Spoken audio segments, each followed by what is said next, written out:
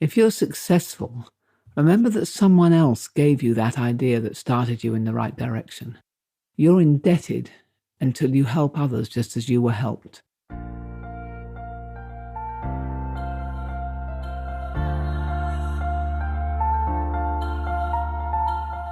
This is Walking Your Talk, a personal development podcast about leadership, authenticity, and courage. I'm Carolyn Taylor, and I've spent my life working with leaders in organizations on how to change their culture. But this is much more personal. If you want to be known as someone who walks your talk at work and beyond, then this podcast is for you.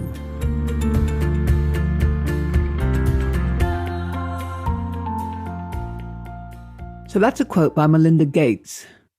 And I love it because it really gets to that concept of reciprocity, which I think is at the heart of mastering one team.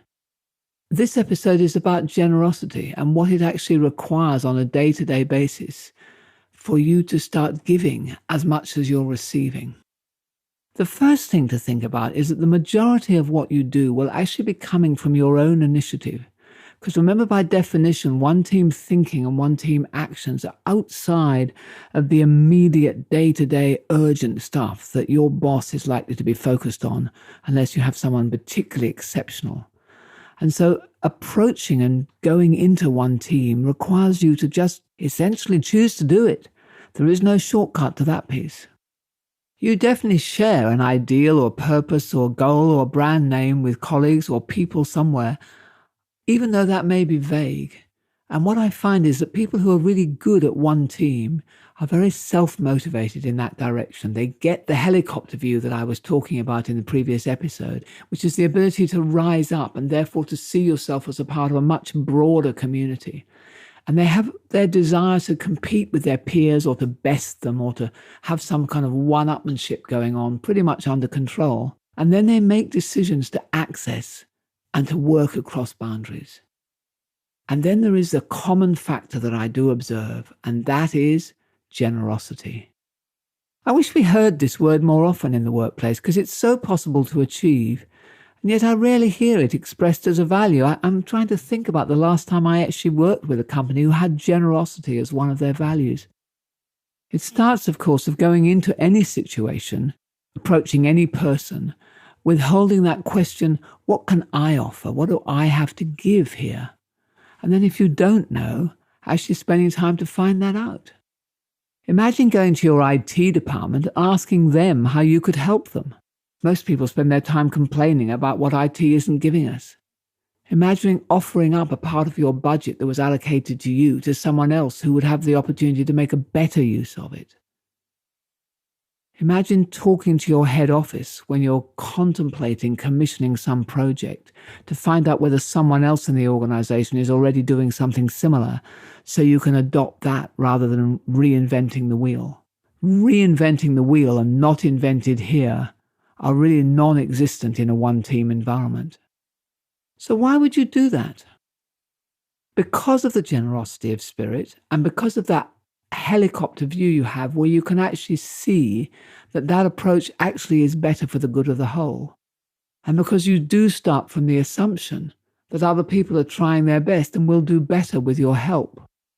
And because your helicopter view allows you to see what many other people can't, which is the whole system and how interconnected everything is.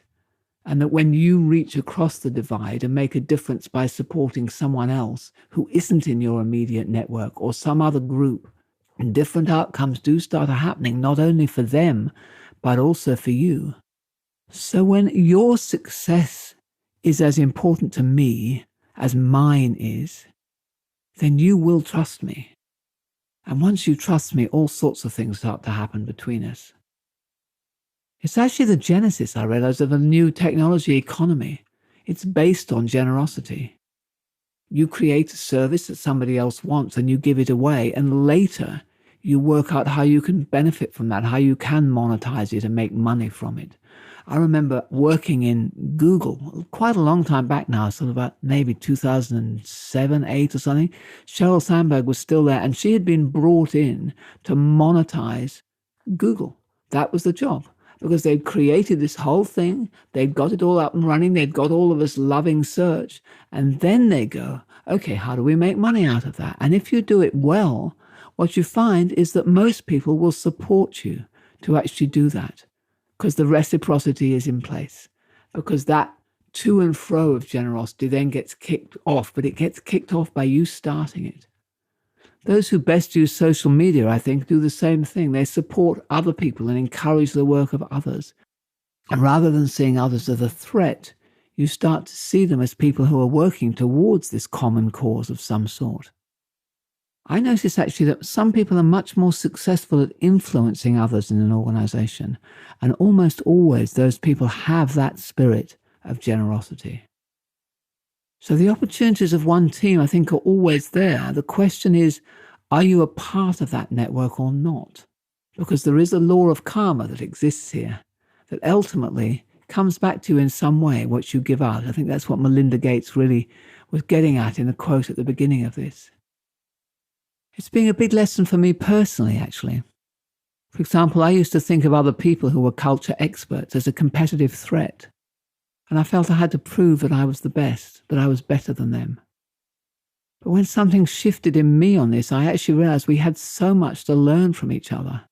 And the end result is that the whole market for culture services is growing. And with that, I grew. And I think I became more successful. They did too. And I got to hang out with some really awesome people. Now, sometimes we still compete. But something's changed inside me in terms of that reciprocity, in terms of wanting to learn from each other, and in terms of seeing us to being part of this bigger idea, which is that culture and personal development actually can make a difference in business. And there are so many other people around the world who I know share that belief. So increasingly now, I'm wanting to hang out with those people and learn from each other. So generosity is where it starts, together with redefining perhaps which teams you are a member of. And the exercise for this week is actually quite simple. Work out who you can reach out to, members of those broader communities or teams, whose aspirations you do share. Work out who you can reach out to, like right now, this week, who are part of one of those broader communities, some other division across a silo in your organization, or some part of a professional group, or part of some global movement that you believe in, or an extended family group. So actually get a few names and contact them and focus on generosity. Focus particularly on those who you might traditionally have either judged negatively or seen as a threat to your own success. Approach them. Think about what they might need. Ask them what they might need to be successful. Offer help. Connect. Form networks. And see what happens. Simple but impactful exercise for you this week. So next week, which is the final in the series on One Team, I'm going to cover the idea of alignment and what it actually takes to align to a larger group and how it's different from agreement. So thank you for joining me this week. Enjoy the exercises on generosity, and I'll see you in the next episode.